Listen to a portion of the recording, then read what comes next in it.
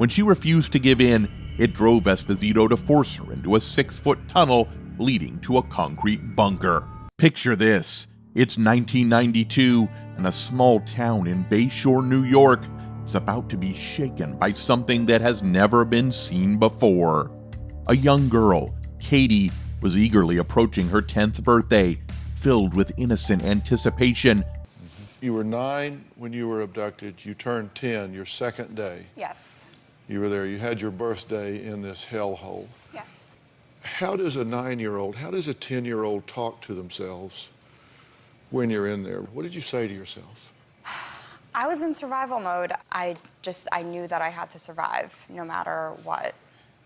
But she had no idea about the horrors that were about to befall her at the hands of the people she considered family. It was a man kidnapped me and he had a knife.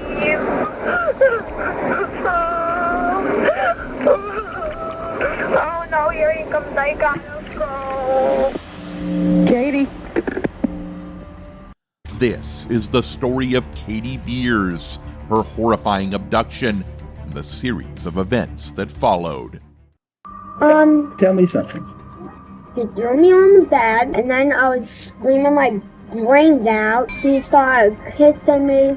My hand hit a nail. Then he locked me in that little cubby hole. On December 30th, 1982, Catherine Beers was born into this world and began her journey in Long Island with her mother Marilyn and her half-brother John. But things weren't going to remain that simple for long. After facing neglect by her mother, Katie found solace in the care of her godmother Linda Inghilleri and her husband Sal. She tried every strategy she could to make him change his mind and ultimately prevailed. This little girl at 10 years old changed a kidnapper's mind. Things were supposed to get better, right? Well, within the confines of this domestic setup, Katie Beers faced not only neglect, but also the abuse inflicted by Sal Inghilleri, physically, emotionally, and sexually. She was a girl too young and barely even acknowledged what was happening to her. But even if she wanted to, how could she have escaped? As if that wasn't enough, John Esposito entered the picture, a family friend orbiting on the edges of the children's lives. He would shower Katie and her brother John with attention and gifts, but there was a dark twist. Esposito started abusing John at one point, and it only ended when Sal deemed the child too old. 20 years ago, when Katie Beers was taken, just vanished like that, only to be held for 16 days in an underground bunker by her abductor, John Esposito. He finally cracked under pressure, or she never would have been found. How could they have normalized such sinister acts? Let's rewind to 1978. A year that will help you understand Esposito's past. That was the year he pleaded guilty to attempting the abduction of a 7-year-old boy. Shockingly, he escaped prison time, which makes one wonder how the community remained unaware, turning a blind eye to the sinister undercurrents of Beers' childhood. Ironically, Beers' upbringing, marred by silence and ignorance, inadvertently equipped her with the mental resilience she desperately needed to endure an even more horrifying ordeal. To talk about these things, what was telling you to do this? I was hoping that it would make him realize that what he was doing was wrong and that I didn't want to be held captive. The day was December 28th, 1992, just 2 days before Katie Beers turned 10. John Esposito, the 43-year-old building contractor from Bayshore, Long Island, promised to take her shopping. But instead of taking her to a mall, he lured her to his home on 1416 Saxon Avenue. Considering Esposito's past, could his intentions have been good? Things will make much more sense to you when you realize that Esposito's house wasn't your typical suburban house. He had crafted his own apartment over the garage, far from prying eyes. Why did he go to such lengths to create this secretive space? And what about those posters posing as a big brother in local stores? What was he really up to? Unbeknownst to Esposito's family, a concealed subterranean tunnel lurked beneath his garage, leading to an unbelievable discovery. And he opens up this door into this room. The only word that I have to describe this room was a dungeon, a place that I couldn't escape. At first, when Katie entered Esposito's house, she was playing a video game in the man's bedroom. But that's not how things remained for long, because he began to make inappropriate advances toward her. When she refused to give in, it drove Esposito to force her into a 6-foot tunnel leading to a concrete bunker. All this time, how on earth did he manage to keep this underground nightmare under wraps? After Esposito was caught, he revealed that there was a chilling 30-plus step process behind the building of this dungeon. There was a bookshelf on wheels, and what was behind it? Vinyl on the floor, under which was a 200-pound concrete block. Then, the reveal.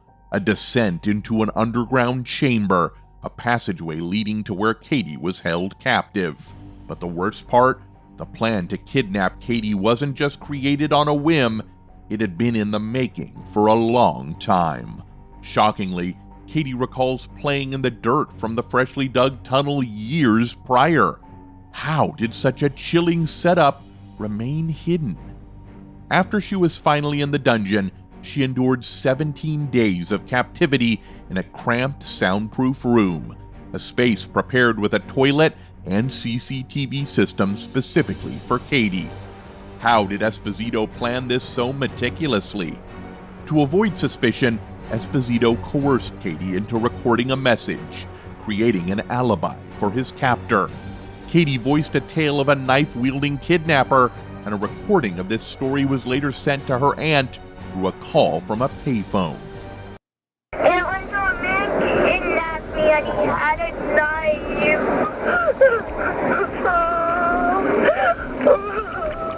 Oh no, here he comes, I gotta go. Katie. For over 2 weeks, Esposito subjected Katie Beers to unspeakable acts, abusing her the entire time she was there. During his disturbing visits, Esposito granted Beers moments in a slightly larger section of the bunker, only to return her to a coffin-sized cell before leaving. Somehow his perfect victim, but you were tough. You blew that idea of a perfect victim. We've created an animation. Despite all of this, how did Katie keep going? It was the hope that eventually she would escape. How she would do it was a mystery that she had yet to unravel. Esposito displayed his care in twisted ways and provided blankets, toys, and even junk food and soda during his visits. The television, a lifeline for Beers, brought her hope through news reports on the ongoing search. They hadn't forgotten about her, and that was enough for her to find peace in the meantime. Now, here's where things started to look hopeful. Beers, cunning and resourceful, squirreled away a key, granting her access to the larger part of the bunker in Esposito's absence. Esposito, declaring his intent to imprison Beers for life, was outsmarted by the 10-year-old herself. With shrewd questioning, Beers planted seeds of doubt in his mind about their future. And what kind of questions did she ask? The kind of question she knew that Esposito did not know the answers to. As the police closed in on Esposito, his dark secrets unraveled. Identified as the primary suspect, he crumbled under surveillance, confessing to the concrete prison where Beers had spent a torturous 16 days. On June 16, 1994, Esposito pleaded guilty to kidnapping and was sentenced to 15 years in prison. Katie Beers was then placed in a loving home in East Hampton, New York, which finally helped her escape her abusive family. But that wasn't the end of justice. Nature took its turn as well. On September 4th, 2013, John Esposito was found dead in prison. He died due to natural causes. Thanks for watching, and we'll see you in the next video.